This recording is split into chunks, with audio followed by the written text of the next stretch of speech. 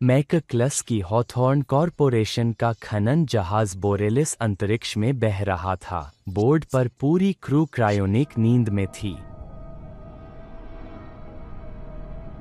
उनकी यात्रा को अपना लक्ष्य प्राप्त करने में अभी 4 साल और लगने थे। फिर अचानक और बिना किसी चेतावनी के एक क्षुद्रग्रह ने अपनी उड़ान दिशा बदल दी और जहाज से टकरा गया। टक्कर ने आवरण को फाड़ दिया और क्रायोपोर्ट्स को बाहर निकालने के लिए मजबूर कर दिया। चेतावनी, हॉल में विनाशकारी टूट, व्यक्तिगत जीवन रक्षा प्रणाली सक्रिय, जहाज की कृत्रिम बुद्धिमत्ता। लियोनार्ड ने आपातकालीन प्रोटोकॉल शुरू किए। एंडी, खनिकों में से एक, को टकराव के समय स्टेसिस से बाहर निकाला गया। लियोनार्ड ने उसे इस अराजकता में मार्गदर्शन किया और उसे शांत रहने और निर्देशों का पालन करने की याद दिलाई। उसकी कैप्सूल मलबे से अलग हो गई और एक निकटवर्ती ग्रह की ओर निर्देशित की गई, जबकि उसके पीछे बोरेलिस टूट रही थी।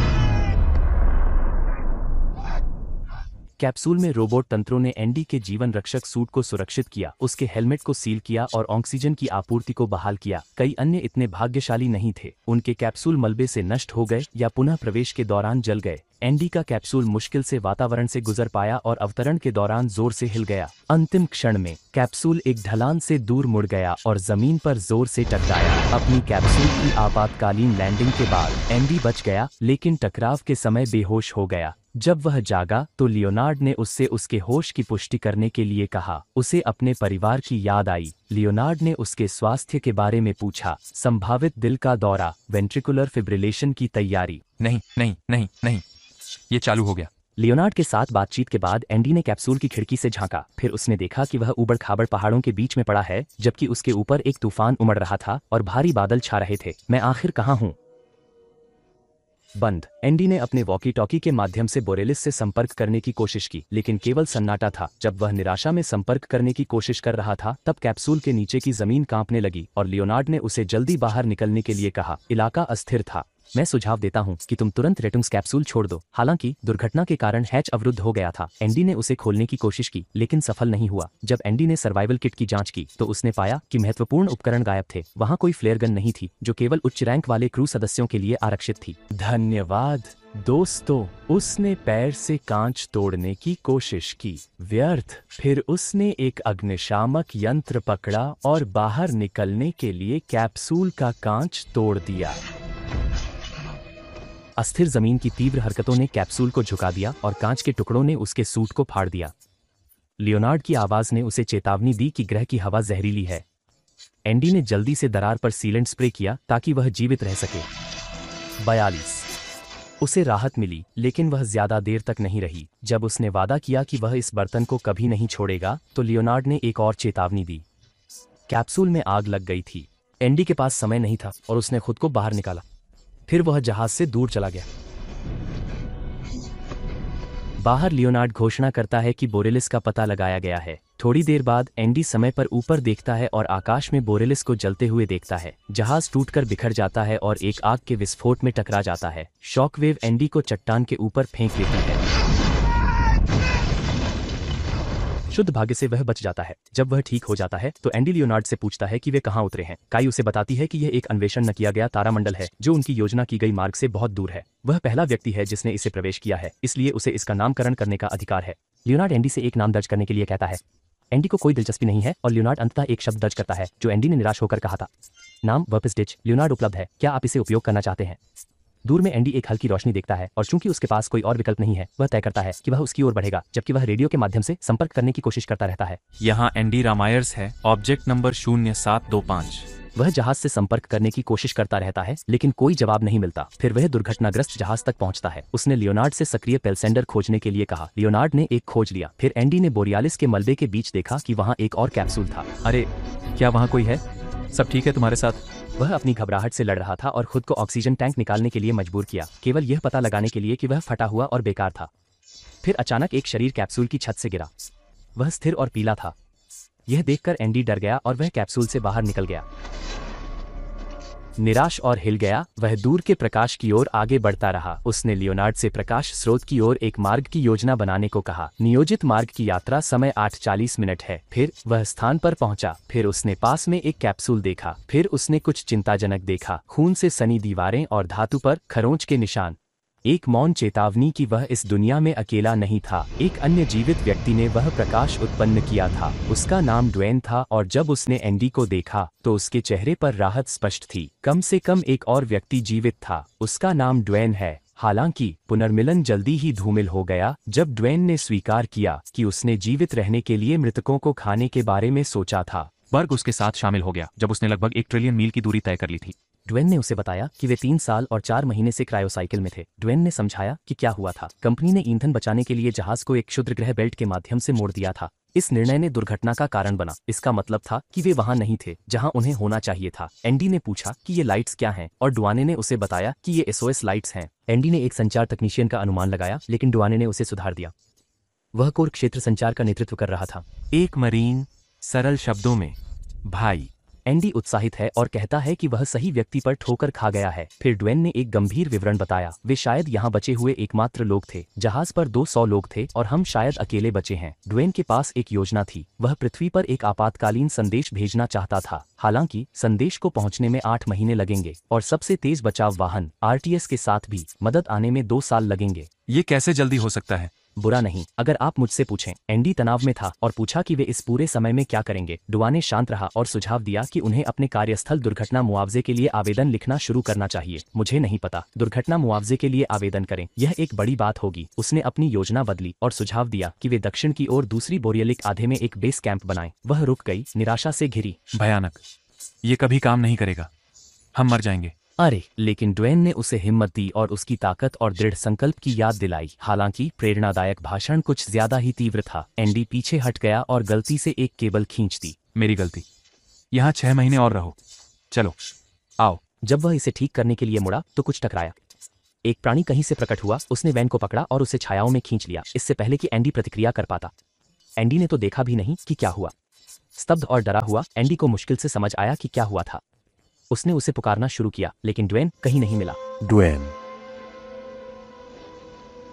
फिर उसने उपकरण से एक आवाज सुनी और आपातकालीन संकेत को आगे बढ़ाने का निर्णय लिया। फिर उसने ड्वेन की बंदूक ली और अकेले ही अन्य मलबे की ओर चल पड़ा। लियोनार्ड नहीं चाहता था कि यह कानूनी हो, लेकिन एंडी ने चेतावनी को नजरअंदाज करते हुए आगे बढ़ना जारी रखा। क्या तुम वाकई आगे बढ़ना चाहते हो? आगे बढ़ो, भाग जाओ। वह थका हुआ आगे बढ़ता रहा। फिर उसने लियोनार्ड से कहा कि वह उसे बोरेलिस के लिए एक रास्ता दिखाए। लियोनार्ड ने फिर उसे बताया कि बोरेलिस के 2.37 हिस्से हैं जो 2 किलोमीटर के दायरे में फैले हुए हैं। निराश होकर एंडी ने अनुरोध किया कि उसे सबसे बड़े हिस्से तक ले जाया जाए और वह वहां जाने के लिए निकल पड़ा। उसने सबसे तेज मार्ग को फिर से गणना की। उसने लियोनार्ड द्वारा दिए गए रास्ते का अनुसरण किया और अंततः एक चट्टान पर पहुंच गया। आगे बढ़ने का कोई तरीका नहीं था। इससे वह और भी गुस्से में आ गया। उसका ऑक्सीजन लगभग खत्म हो चुका था और उसने सोचना शुरू कर दिया कि वह मर जाएगा। मैं मर जाऊंगा। अचानक उसका वॉकी टॉकी एक नई आवाज के साथ जीवित हो उठा। एक महिला ने खुद को नाओमी के रूप में पेश किया, एक और जीवित बची हुई। एंडी ने उसे लाइन पर बनाए रखने की कोशिश की जबकि वह उसके ठिकाने का पता लगाने की कोशिश कर रहा था। वह जानती थी कि वह कौन है क्योंकि वह बार बार यह बता रहा था। वह उसे पूरे समय सुन रही थी लेकिन वह उसे नहीं सुन सकता था। मैंने तुम्हारी आवाज सुनी, तुमने मेरी नहीं। और जब उसने पूछा कि क्या सब ठीक है, उसने बताया कि उसके पैर उसकी कैप्सूल में फंसे हुए हैं और उसने उसे अपने निर्देशांक दिए। लियोनार्ड ने तुरंत एंडी को चेतावनी दी कि वह क्षेत्र जिसमें वह है अस्थिर है, दृश्यता खराब है और उसे वहां पहुंचने के लिए अपनी शेष ऑक्सीजन का पूरा उपयोग करना पड़ेगा। अनुमानित ऑक्सीजन खपत 30%। ऐसा लगता है वे 10.7 क्लिक दूर हैं। एंडी को समझ में आया कि जगह बहुत दूर है। उसके पास ज्यादा हवा भी नहीं बची है, इसलिए हो सकता है कि वह उन्हें पहुंच न सके। लियोनार्ड ने उसे जहाज के अवशेषों की ओर बढ़ने के लिए जोर दिया जहां वह अपनी आपूर्ति सुरक्षित रूप से भर सकता था। कृपया खतरे के स्तर लाल के बजाय इस मार्ग को अपनाएं। नाओमी को बुलाओ। नाओमी ने लियोनार्ड को ओवरराइड करने का अनुरोध किया और एंडी से विनती की कि वह उसे पीछे न छोड़े। उसने उससे वादा किया कि उसकी कैप्सूल में उन दोनों के लिए अभी भी पर्याप्त ऑक्सीजन है। एंडी उलझन में है और निर्णय लेने में हिचकिचा रहा है, लेकिन अंततः नाओमी उसे मनाने में सफल हो जाती है। हमारा एक समझौता है। हमारे बीच एक समझौता है। लियोनार्ड की चेतावनियों के बावजूद एंडी ने उसकी मदद करने के लिए सहमति दी। जब वह उसकी ओर बढ़ा तो दोनों ने रेडियो पर एक दूसरे का साथ दिया और समय बिताने के लिए अपने जीवन के बारे में बातें की। अच्छा, ठीक है। खैर, मेरा जन्म वेस्ट लंदन में हुआ था। घंटे बीत गए और रात हो गई। एंडी चलता रहा और अब भी नाओमी से बात कर रहा था। सन्नाटा केवल एंडी के जूतों की आवाज से टूटता था, लेकिन जल्द ही उसने एक चिंताजनक उपस्थिति महसूस की। छायाएं उसके दृष्टि क्षेत्र के किनारे पर चलती हुई प्रतीत हो रही थीं। अंतरिक्ष के लिए संगीत, दिलचस्प करियर परिवर्तन। जब सर लियोनार्ड ने क्षेत्र को स्कैन करने के लिए कहा तो की ने स्वीकार किया कि उसके पास यह क्षमता नहीं थी। नाओमी ने मजाक किया और कहा कि कंपनी ने लागत बचाने के लिए एक पुराना मॉडल पेश किया है। हाँ, यह बार बार मेरे दिमाग में आता रहा। वह कैसे हुआ था? एंडी पूरे समय बात कर रहा था और लियोनार्ड और उस स्थिति का मजाक उड़ा रहा था जिसमें वे थे। लेकिन जैसे जैसे एंडी आगे बढ़ा उसने अंधेरे में और अधिक तेज फिसलती हुई आकृतियां देखीं। हाँ, मैंने उसे एक आपातकालीन संकेत भेजने में मदद की। उसने नाओमी को ड्वेन के अचानक गायब होने के बारे में बताया। उसकी आवाज असहजता से भरी हुई थी, लेकिन नाओमी ने इसे नजरअंदाज कर दिया और कहा कि वह अकेला ही बेहतर है। जो मैं अभी कर रहा हूँ वह बिल्कुल आराम नहीं है। यहाँ बाहर बहुत अंधेरा है। उसने अजीब पैरों के निशान का पीछा किया और एक बड़े छेद पर ठोकर खाई जो मोटे जाल से ढका हुआ था। यहाँ कुछ मकड़ी जैसा जीवित था। हैरान होकर वह आगे बढ़ा। नाओमी ने महसूस किया कि कुछ गड़बड़ है और पूछा कि क्या हुआ, लेकिन एंडी ने इसे टाल दिया और कहा कि जो उसने देखा वह शायद सही भी न हो क्योंकि अंधेरा था। ये एक छाया या कुछ ऐसा हो सकता था। सब ठीक है? सब ठीक है, बस ठोकर मत खाना। फिर भी उसने अपने कदम तेज कर दिए। हम अधिक बार होते गए। जितना गहरा वह गया वे उसे विचलित करने की कोशिश कर रहे थे। नाओमी ने पूछा कि उसने इतना थकाऊ काम क्यों चुना और इशारा किया कि शायद वह किसी चीज से भाग रहा था। इस नौकरी के लिए अनुकूलित आवेदक, मुझ पर विश्वास करो, हर कोई किसी न किसी चीज से भाग रहा है। उनके शब्दों ने उसकी पत्नी और बेटे की दर्दनाक यादें ताजा कर दी। हंसी जो कभी उसके घर को भर देती थी इससे पहले कि वे अचानक उसे छोड़ गए। ओह, मुझे खेद है, मैंने ऐसा नहीं किया। हाँ, यह कठोर लगता है। विचार तब तक बना रहा जब तक कि एक गहरे गले से निकला गुर्राहट उसे वास्तविकता में वापस नहीं ले आया। नर्वस होकर एंडी ने अंधेरे में देखा, फिर वह आगे बढ़ा लेकिन रुक गया जब उसने एक और गुर्राहट सुनी। यह अजीब है। रुको एंडी, रुको। क्या? नाओमी ने उसे बताया कि कई वर्फोल्गर उसकी ओर बढ़ रहे हैं। एंडी ने लियोनार्ड से कहा कि वह पास आ रहे वर्फोल्गर से संपर्क करे। फिर नाओमी ने उसे बताया कि सिग्नेचरन उन बेरग्लॉयटन से मेल खाती हैं जो पहले से ही मर चुके थे। वे भी तेजी से उसकी ओर बढ़ रहे थे। दोनों को लगता है कि कुछ गड़बड़ है। नाओमी ने उसे क्षेत्र से भागने के लिए कहा। एंडी, वे तुम्हारे ठीक सामने हैं।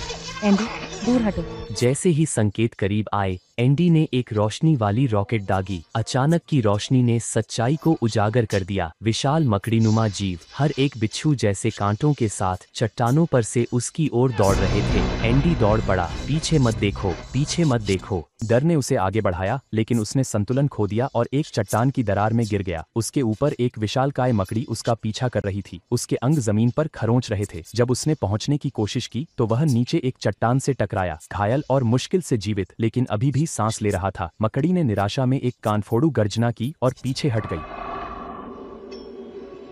हाँफते हुए एंडी ने नाओमी को बताया कि उसने क्या देखा था। प्राणियों ने निगले गए चालक दल के सदस्यों के ट्रांसमीटर का उपयोग किया। उनके पेट में उपकरण अभी भी सक्रिय थे। सामान्य प्रतिक्रिया होती, हर कोई ऐसा ही प्रतिक्रिया करता अगर उसने यह देखा होता। वैसे भी शांत हो जाओ। एंडी ने अपने सूट में एक तीखी फुफकार सुनी और महसूस किया कि उसकी ऑक्सीजन खत्म हो रही थी। उसके पास कोई और विकल्प नहीं था। उसने अपने स्प्रे के बाकी हिस्से का उपयोग करके दरार को बंद किया। सीलेंट खत्म हो गया था।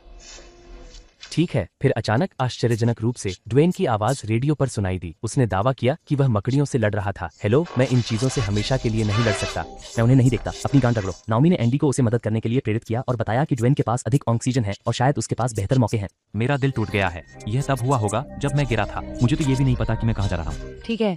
आंडी ने संकोच किया लेकिन अंततः सहमत हो गया। उसकी जीपीएस गिरने के दौरान क्षतिग्रस्त हो गई थी, इसलिए नाओमी ने उसे रेडियो पर निर्देशित किया। अंततः आंडी ने दूर से एक रॉकेट देखा और उसकी ओर दौड़ा। हम उन्हें मिलकर हरा सकते हैं, चलो। जब वह पहुंचा तो ड्वेन पहले से ही एक निराशाजनक लड़ाई में उलझा हुआ था। वह चिल्लाया कि उसके पास एक योजना है, लेकिन इससे पहले कि वह कुछ कर पाता एक मकड़ी उस पर कूद पड़ी और उसे कुचल दिया। एक टूटी हुई कैप्सूल के पीछे एंडी ने भयभीत होकर सुना कि प्राणी उसके साथी को निगल रहा है। जल्द ही एक और मकड़ी हवा को सूंघने लगी और उसे खोजने लगी। नाओमी ने आखिरी क्षण में एक पास की कैप्सूल की लाइट्स चालू कर दी ताकि उसे विचलित किया जा सके। क्या यह काम किया? किसी तरह, लेकिन अभी भी एक बची है। अंडी ने एक और कैप्सूल में शरण ली लेकिन उसे केवल एक लाश मिली। घृणा से उसने नाओमी से विनती की कि वह उसके आसपास की लाइट्स बंद कर दे, लेकिन इसके बजाय उसने ऐसा किया कि आसपास की सभी कैप्सूल एक साथ चमक उठीं। आवाजों के झुंड ने मकड़ियों को भ्रमित कर दिया और एंडी को भागने का एकमात्र मौका दिया। तब भी एक राक्षस उसका पीछा करता रहा जब तक कि वह घने कोहरे में नहीं जा गिरा। एंडी, क्या हो रहा है? हेलो? एंडी नाओमी को अपनी कैप्सूल छोड़ने के लिए मजबूर किया इससे पहले कि बहुत देर हो जाए, लेकिन उसने स्वीकार किया कि वह अभी भी फंसी हुई थी। उसकी घबराहट बढ़ गई। एंडी ने वही लोरी गाई जो उसने अपने बेटे के लिए गाई थी, उसे शांत करने के लिए, और अगर कोई भी राक्षस बच गया तो हम उसकी आंतें बाहर निकाल देंगे। यह काम कर गया और वह शांत हो गई। फिर एंडी की आशंका सच हो गई। ड्वेन चला गया था। अब वे केवल 2 ही बचे थे। अरे, मैं अपनी स्क्रीन देख रहा हूँ। अब बस तुम और मैं हैं। जब जब एंडी नहरे से लड़ते हुए आगे बढ़ा तो वह हवा में तैरते हुए चमकते जुगनुओं के एक बादल से टकराया। उनकी बैंगनी रोशनी ने नहरे को एक सपनों जैसी धुंध में बदल दिया, लेकिन यह सुंदरता जल्दी ही घातक हो गई। उनकी चमक गुस्से में लाल हो गई और वे उसे घेरने लगे, उसके हेलमेट और सूट को खींचने लगे। एंडी ज़ुरुक und wich dem Angriff aus। Naomi ने सोचा क्या वह जो देख रहा था वह उसका भ्रम था, लेकिन चूंकि उसका ऑक्सीजन स्तर 6% पर है, यह अत्यधिक असंभव है। दूसरे दौर में तुम्हें मतिभ्रम नहीं होना चाहिए। नाओमी ने अनुमान लगाया कि मकड़ियाँ वास्तव में जुगनुओं से डर सकती हैं, जो यह समझा सकता है कि उन्होंने पहले अपनी शिकार क्यों छोड़ दी थी। एंडी के पास इस पर विचार करने का समय नहीं था। बिना किसी चेतावनी के जमीन फटी और उसके नीचे से एक विशाल एम उठ खड़ा हुआ।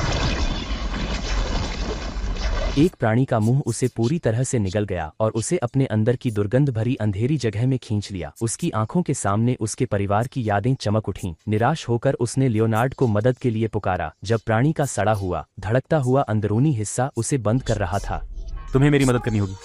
मैं कैसे मदद कर सकता हूँ? एंडी की छाती उस प्राणी के पेट में सिकुड़ गई और वह हाँफते हुए बोला कि उसे दिल का दौरा पड़ा है। लियोनार्ड ने तुरंत प्रतिक्रिया दी और एंडी के सूट में लगे डिफिब्रिलेटर को सक्रिय कर दिया। झटके ने न केवल उसे फिर से जीवित किया, इसने राक्षस को ऐंठन में मजबूर कर दिया और उसे फिर से उगल दिया।